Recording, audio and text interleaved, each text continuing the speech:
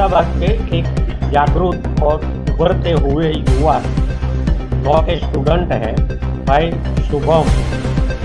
एक traffic junction पर जब मेमो बना रहा था तब उसने वीडियो बनाते हुए उसको सवाल पूछा कि आप किसी को मेमो नहीं दे सकते हैं, ये एएसआई का काम है।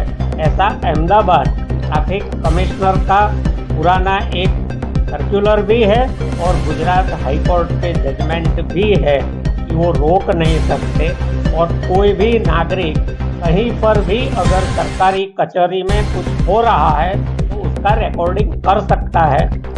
ये दोनों चीज़ों का वायोलेशन जब होते हुए देखा तो उन्होंने अहमदाबाद ट्रैफिक के अधिकारी डॉक्टर सफीन हसन को फ़ोन मिलाया, क्योंकि पहले एक घटना हुई थी जिसमें अहमदाबाद ट्रैफिक पुलिस ने कुछ पोस्टर लगाए थे, उसमें महिलाओं के बारे में अशोभनीय शब्दों का इस्तेमाल किया था और वो ट्रैफिक डिपार्टमेंट ने लगाए हुए पोस्टर्स थे। तो उस टाइम सफीन हसन ने भाई शुभम को कहा था कि अगर ट्रैफिक से रिलेटेड कोई चीज़ है तो आप सीधे मेरा संपर्क कीजिए, मैं उसको सॉल्व कर दूंगा।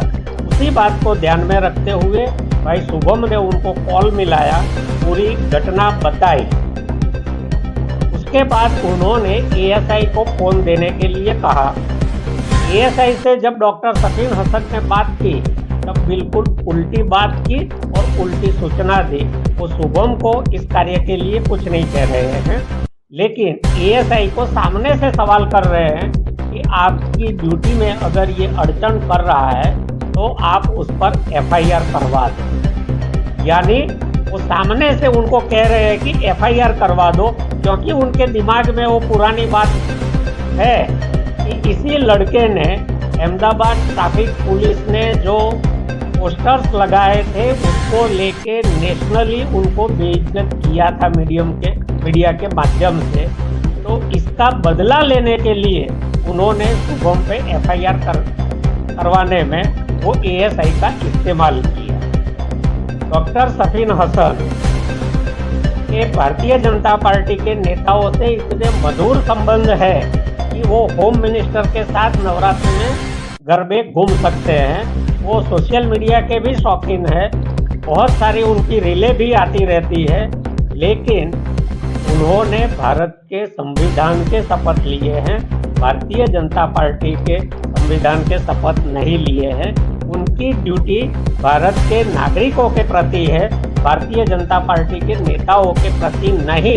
वो बात डॉक्टर सफीन हसन भूल गए और उन्होंने यहाँ उल्टा काम कर दिया। एक उभरते हुए युवा आईएएस एस्पिरेंट पर एक गलत एफआईआर करवा दी। इस एफआईआर को लेके हम उसको विड्रॉ करने की मांग करेंगे। इस मांग को लेके अहमदाबाद पुलिस कमिश्नर से मिलेंगे, डीजी से मिलेंगे, होम सेक्रेटरी से मिलेंगे और चीफ सेक्रेटरी को इसकी कंप्लेंट करेंगे, क्योंकि सफीन हसन ने जो आईपीएस का कोड ऑफ कंडक्ट है उसका बिल्कुल वायोलेशन किया है और भारतीय जनता पार्टी को खुश करने के लिए उन्होंने भारतीय जनता पार्टी की फासीवादी विचारधारा का जो एक औजार है भय फैलाना, उसको फैलाने में भारतीय जनता पार्टी की मदद की है और ये भय फैलाकर भारतीय नागरिकों के संवैधानिक अधिकारों का उल्लंघन करने में कोड का वायोलेशन करके भारतीय जनता पार्टी की मदद की है।